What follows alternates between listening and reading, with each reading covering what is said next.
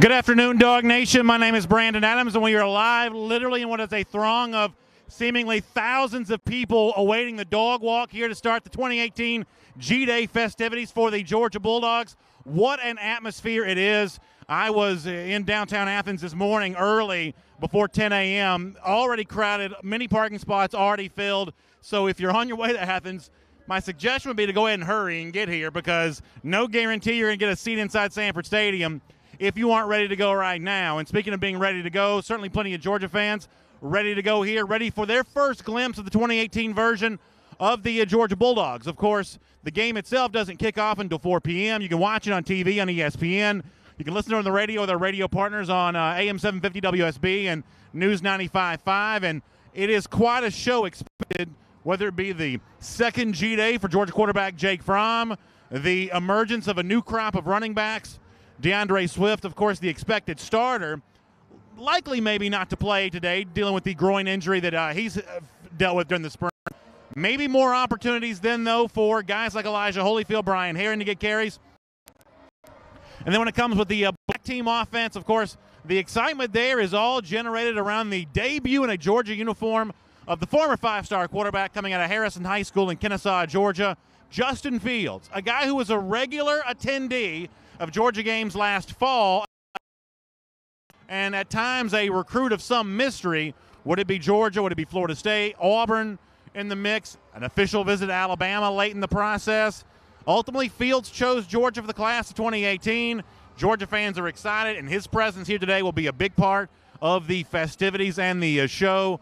Of course, as you're watching us live on the DawgNation video channels, we're really just a couple of minutes away from the first dog walk of the year, and a different dog walk. As you're scanning there with your eyes, what you'll notice is the path that Georgia's going to travel into Sanford Stadium today, very different than the normal path, not going in underneath the west end zone, not arriving initially on the field the way that the team did this past season. They are walking really through the stands here, going to be going above the steps onto the bridge here.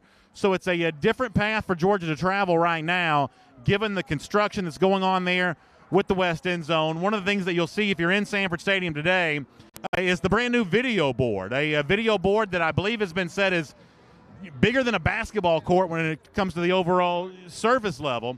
It's a huge, huge spectacle, and eventually this fall you're going to see really an entirely different new-looking west end zone for Georgia. New stands. Underneath those stands will be a brand new locker room, something I think that Kirby Smart would say that Georgia's in desperate need of. A brand new recruiting facility that I believe that Kirby Smart recently touted, facility for in-game hosting of recruits in the entire country. And is there any wonder that Kirby Smart, who's obviously dedicated to the recruiting process, would make a big push for facilities to make hosting recruits better on game day? Of course, one of the things that is a big deal when it comes to spring games, not just in Athens, but really around all of college football. Huge list of recruits that will be hosted, both at terms in SEC schools like Tennessee and Alabama today, here in Georgia and Athens. Just some of the names expected to be in attendance: the elite four-star defensive tackle Trayvon Walker, another in-state defensive tackle Jalen Humphreys. You've got Tresmond Marshall, the linebacker, expected to be here. Brian Barisi, the 2020 defensive end. Long list of recruits. Jeff Sintel's been writing about that at DawgNation.com over the last few days, and it'll be kind of fun to see exactly who all ends up filling this list up, and does that list include some surprises. The overlap between the other SEC spring games also a bit of a storyline here as well, given the fact the leaders for Georgia's 2019 class. He's expected to be here today, not at a place like Alabama, which has obviously tried to flirt with Nolan here as of late. And at one point in time, Nolan, made mention about having a nice relationship with Alabama defensive coordinator Tosh Lapoy. But more proof that Nolan Smith's recruitment to Georgia and his commitment to Georgia is just as solid as ever is the fact that plenty of recruiting minds think he will indeed be here in Athens, as opposed to where he could be in a place like Tuscaloosa here. You hear some additional buzz among the crowd. There is more cheering, more noise. I believe the Redcoat Band's about to start here, and then after that, we're really only a minute or two away from seeing the Georgia Bulldogs make their way into Sanford Stadium. It is going to be an entirely different sort of game day timeline than for a lot of other typical fall Georgia Saturdays. The dog walk in itself taking place a little later here. The warm-up period will be a little bit shorter also. And once the game kicks off shortly after 4 p.m., that'll be a little shorter too. So it's something approximating real football, but maybe not quite the same typical timeline as you're used to. Of course, as I'm speaking now, you can hear the Georgia Redcoat Band going through some of its scales, getting warmed up here. They'll be blasting Glory, Glory and the other themes here in just a moment, and the fans will certainly be doing their part to cheer and have a good time with that. Thought it was interesting to hear from Kirby Smart on Thursday about what he wanted the football to look like during the game. You know, we've seen some SEC spring games be a bit of a spectacle with guys coming in from out of the stands, ex-players to catch passes, and, you know, Florida State hosted a concert. For Georgia here in 2018, that's not really the theme that Kirby Smart's trying to strike there. He wants it to be as close to real football as he can. Even said that other than live tackling, the special team is going to be handled with a rush for the punter and, you know, an attempt to at least cover the kicks, even though they won't be tackled to the ground on them. There's a degree of which this was going to look like real football here today, and the fans certainly ready for that. As the Redcoat Band continues to warm up, the energy starting to build here for 2018 G-Day, and what a moment it is going to be here as Glory, Glory plays for the first time here today. Georgia fans excited about what they're going to see. You see some security starting to walk through. Security now getting a little heavier, a little beefier around the area in which the player is going to attend. That can really only mean one thing, that the dog walk itself now only a couple of moments away. The buses likely have pulled in and parked in their customary position right there near the Tate Student Center. And Georgia really going behind the Tate Student Center to enter the stadium here today. The Georgia cheerleaders are out. The Redcoat Band is out. I'll give you a couple quick programming notes here as well. Of course, my name is Brandon Adams. You can hear me every day, Monday through Friday on DawgNation. Podcast form on the radio in Athens on 960 channels. We'll be on the field in a moment.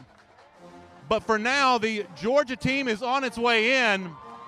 A little different than a regular season game, at least last year, in that Georgia is wearing its uniforms, or at least the jerseys are on here. Doesn't look like shoulder pads, but the Georgia football jerseys are on here. You see Trey Blunt, the first player that I see walking in. There goes Tyler Simmons, two guys that have spent the offseason working with former Georgia Bulldog wide receiver Terrence Edwards. Matt Landers walking in. I see Riley Ridley. So the wide receivers clearly the first off the bus there, the first to make their way into Sanford Stadium. More dogs kind of filing in. Camera phones out all over the place. Everyone trying to get their photos and get their first glimpse of the 2018 team. I see Justin Fields with a red bandana on. He has walked into Sanford Stadium here. He's ready to go. Huge ovation for Fields when he walks by. Of course, the players will quickly put on pads, quickly head out to the field themselves for a version of warm-ups. Isaac Nada comes on by. Nada not with the bleach blonde hair that was a big part of his appearance at the college football playoff. He's trimmed down a shorter hairstyle there for him. Huge ovations go up. Jaleel LeGuins walks by. Robert Beal comes by. Now here comes some of the offensive linemen. There's Andrew Thomas now starting at left tackle, wearing very similar headgear to what Justin Fields is wearing. The incoming freshman Cade Mays, who did go through some practice for Georgia back in January, walking into Sanford Stadium as a player for the first time. Ben Cleveland comes by. There is Natori Johnson with his customary hairstyle, multicolored, a little bit of red, maybe some purple mixed in there for Natori. More Georgia players coming through. I see Isaiah Wilson, no doubt living up to the hype in terms of how big he looks when you see him in person. Now you're starting to see some of the defensive linemen. There's Devontae Wyatt, Michael Barnett, who we're not expecting to play today. Interesting to see the players a little bit more clustered in position groups than they normally would be for other dog walks. What's also significant about this walk into Sanford Stadium is it's for the first time not seeing guys like Isaiah Wynn, who I had a chance to bump into for a few minutes before the dog walk, or Nick Chubb, who was on campus signing autographs a little earlier. It's a long list of leaders from the 2017 team who are not here anymore. And there's a audition beginning today for new leadership for this Georgia team. Incredible showing of fan support here for the dog walk as the Krypton theme plays. You see converted defensive lineman Chris Barnes walk away from the dog walk path into the stands, clearly saying hello to some folks that he knows. As the Krypton theme plays here, the same music that'll lead Georgia onto the field a little later on. Picturesque weather in Athens today. Sanford Stadium could not look more beautiful. The flags inside the stadium flying at half-mast in honor and memory of the late former First Lady Barbara Bush. Fight songs continue to play. More players still coming in. Richard LeCount walks by. LeCount sporting a freshly coiffed hairstyle. He's cut a little closer. Latavius Brini comes in, and once again the defensive backs, a little bit like the other position groups, all kind of walking in together today. A crowd of a couple thousand here watching Georgia go in. As I look into Sanford Stadium, especially on the shaded side, you folks in Sanford Stadium here right now. Gates for the stadium opened at 1. Game kicks off at 4. Folks trying to get their seats and get their spot and be ready to go. We're going to get ready to sign off here, and we're going to get ready to go into the stadium in just a moment. So we'll say goodbye to you now here on the video channels, but in just a couple of minutes, we'll check back in live from Sanford Stadium. Thanks for being a part of our G-Day coverage here today on DawgNation, and let's get ready to enjoy a wonderful day.